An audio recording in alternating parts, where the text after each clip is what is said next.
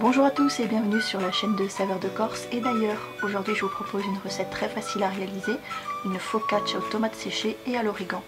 Le temps d'attente est un petit peu long pour la pousse de la pâte, mais sinon à part ça, ça ne demande pas beaucoup d'ingrédients et c'est très facile à faire. On commence donc par la liste des ingrédients. Il vous faudra 250 g de farine de blé, 10 g de levure de boulanger, 3 cuillères à soupe d'huile d'olive, de l'origan séché, 8 à 10 tomates séchées suivant leur taille, une cuillère à soupe de sucre, une cuillère à café de sel et 12 centilitres d'eau tiède. On commence par la levure qu'on va devoir délayer. Donc on va prendre une petite partie de l'eau qu'on a préparée tout à l'heure et on va la mélanger très lentement à la levure pour qu'elle puisse bien se dissoudre.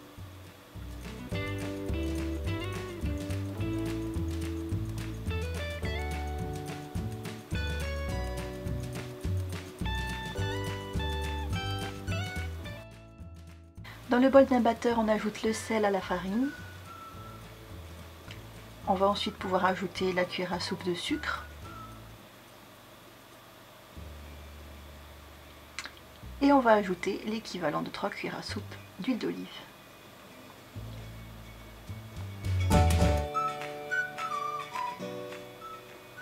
On commence à faire tourner le batteur à vitesse lente pour que la farine, le sel et le sucre se mélangent et ne viennent pas interférer avec la levure.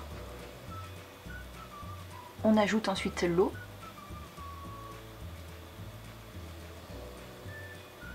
Et on peut maintenant ajouter la levure délayée.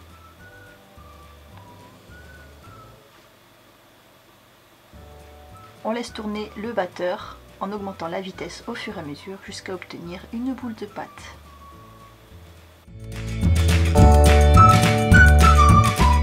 La pâte se détache très bien du bol, on va maintenant pouvoir arrêter le batteur. On donne ensuite une forme de boule à la pâte, on la met dans un saladier propre, on la filme et on laisse reposer pendant 1 heure. Donc 1 heure après, la pâte a levé, on voit qu'elle est gonflée. On va pouvoir maintenant appuyer avec le poing pour retirer l'air qui se trouve dans la pâte. On ajoute un petit peu de farine et on continue d'aplatir la pâte pour retirer le maximum d'air.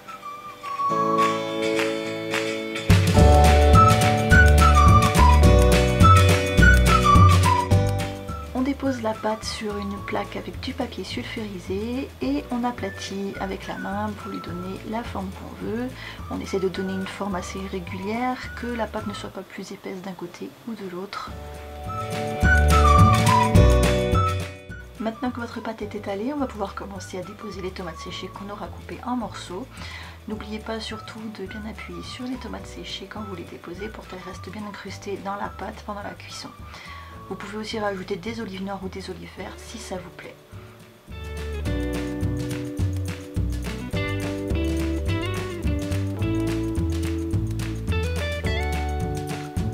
Voilà, la focaccia est prête, on va maintenant la laisser reposer pendant encore 1 demi-heure.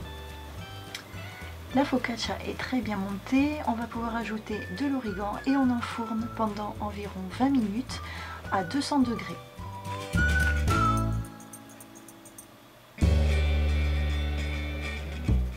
La focaccia est sortie du four, on peut la badigeonner comme j'ai fait avec un petit peu d'huile d'olive et on la laisse refroidir. La focaccia a refroidi, elle est maintenant légèrement tiède, c'est l'idéal pour la déguster. Je vous invite à retrouver tout de suite le rappel des ingrédients de la recette.